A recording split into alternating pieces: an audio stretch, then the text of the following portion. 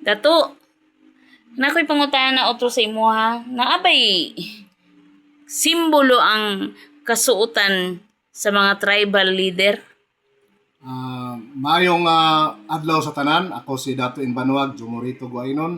Atong i-explain karon kung unsay simbolo sa kasuotan sa mga tribal leader. So, unang-una, ang matag tribal leader o unsay klase sa komitiba sa mga dato, naa po na magbase sa imong kasuotan. Pananglitan, ang usa ka tribal dato nga kining ginatawag nato balaghusay, kining tagsitol og problema.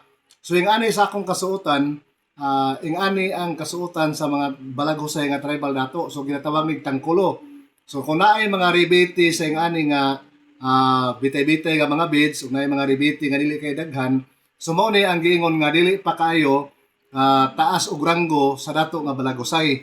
Pero kung kining ako nga tangkulo, daghan na kayo color ang ribeti sa akong gisuot nga panyo, ug naa nay gipangbitay diri nga sa liyaw katong magtingog-tingog kung ibitay diri. So kung but pasabot kana nga dato mo na tong giingon nato nga mahimo na siyang chieftain og siya banggiita na nga balaghusay. So ginatawag na siya nga dadantulon ha dato buot ipasabot bisag unsa kadako nga problema iyang kaya sulbaron. So kana mo yung mga simbolo sa kasuotan ug pagpanyo.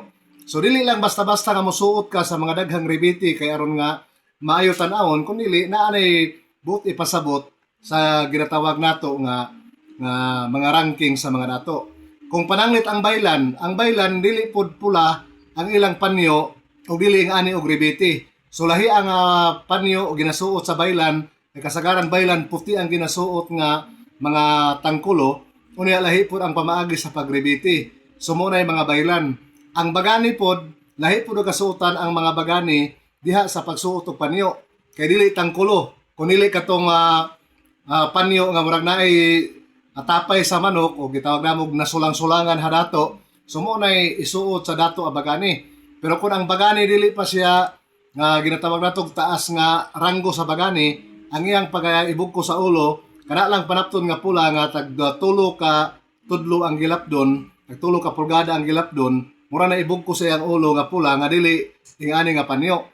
Pero kung magsuot na gani siya og kuan panyo nga katong nasulang-sulangan, buti pasabot daghan na siya napatay nga mga leader sa kontra sa tribo. So buti pasabot daghan na siya napildi og napadaog nga gera. Kung pinakabanggiitan pa gid siya, kung matawag nato nga taas na gigrango, ang suoton sa dato nga panyo kung siya bagani, dato bagani, ang iyang sinina itom nga daghan mga ribiti, lain-lain color ug ang panyo pod itom nga nasulang-sulangan gihapon. So mo nay timailhan sa mga dato nga bagani. So kung dato nga mga aso, ayano lang na siya magbugkos o ginatawag nato kangkan katong ingon latag malagang. Nabot pasabot magbugkos lag iguray pandong sa ulo ng mga pula nga panapton. Sumora nay ilang suoton. So mo nay design sa kasuotan sa mga tribal leader sa hisgotanan. So busa karong panahon na maglisod na tag-identify mga kaigsuonan kung kinsay tinuod nga tag-as og ranggo sa mga tribal leader tungod kay atong nakita, depende naman sa gusto sa magpa-design sa magpatahi. Bisan tong dili ka balo mohusay, dili ka balo magritual, dili ka balo mandalawit, o dili ka balo magdasang, dili ka balo mo hiskot kung unsa ang customary law, magpanyo na sa ingon ni ani. So dili nato mahibaw ang kung kinsa gitinuod nga tribal leader. Kay sa unang panahon, kining mga tangkulo sagrado ni siya. Sama ni siya sa military nga dili ka basta-basta magsuot og mga uniforme og kalo kung wala kay ranggo. Ug sama sa uban pud nga naa sa gobyerno, na kung naay gimarka sa imong mga apurong, so dapat naay imong ranggo sing ana. Pero karong panahon na tungod kay atong nakita nga nahimong abuso na ang paggamit sa kasuotan sa tribo, sumo na nga atong nakita nga si bisag si kinsa nalay mosuot sa mga kasuotan sa tribo nga wala nila gihunahunag unsa na kasagrado.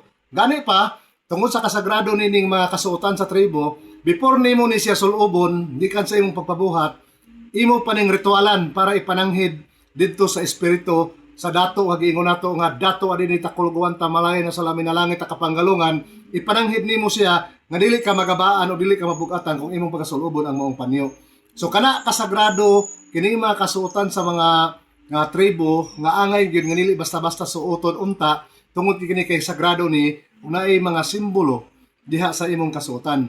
So kung pananglit kini nga akong gisuot karon kini nga naasto nga ako ni siyang ipakili dili nako ipasentro sa akong ulo, buot ipasabot dili ko busy. Kung makita ko nga nagpanyo ani nga maglakaw, dili ko busy. Pero kung ako na siyang isentro sa tunga-tunga sa akong agtang, buot pasabot ako busy, dili ko magpadisturbo kay na ako importante nga mga lakaw. So kana ang hisgutanan nato sa hisgutanan kung unsa ang kalainan o unsa kasagrado sa hisgutanan nga mga kasuotan sa atong tribo o sa mga lumad. Pero karong panahon na atong nakita nga nahimo na lang ning dayan-dayan para sa hisgutanan sa mga tao ug wala nila gi recognize o gi tan-aw nga kini sagrado ni nga mga butang sa tribal. So kana lang og panghinaot sa sunod natong panagkita nga lahi na pud ang atong paghisgutan may tungod sa hisgutanan sa tribo.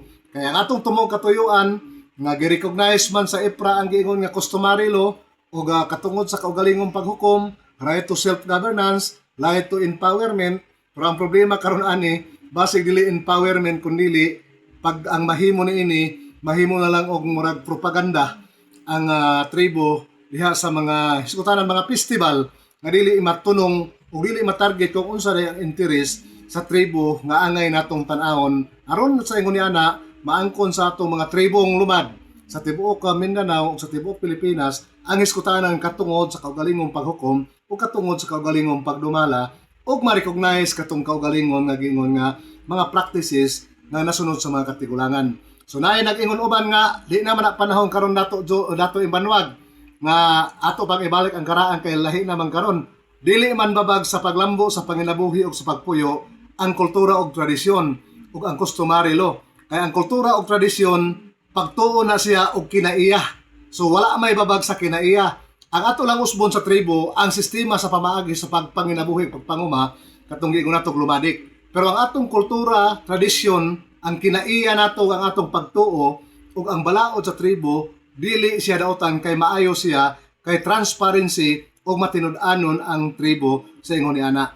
Pero kining tanan, atong palawman sa sunod atong panakita kung unsa ang ginatawag nga customary law sa tribo nga angay nato sundon ug nganong atong promote karon o giprotektahan pinaagi sa Republic Act 371 kung Indigenous Peoples' Rights Act. Daghang salamat og maayong adlaw sa tanan. Ako si Dato Inbanwag, Jomorito Guainon.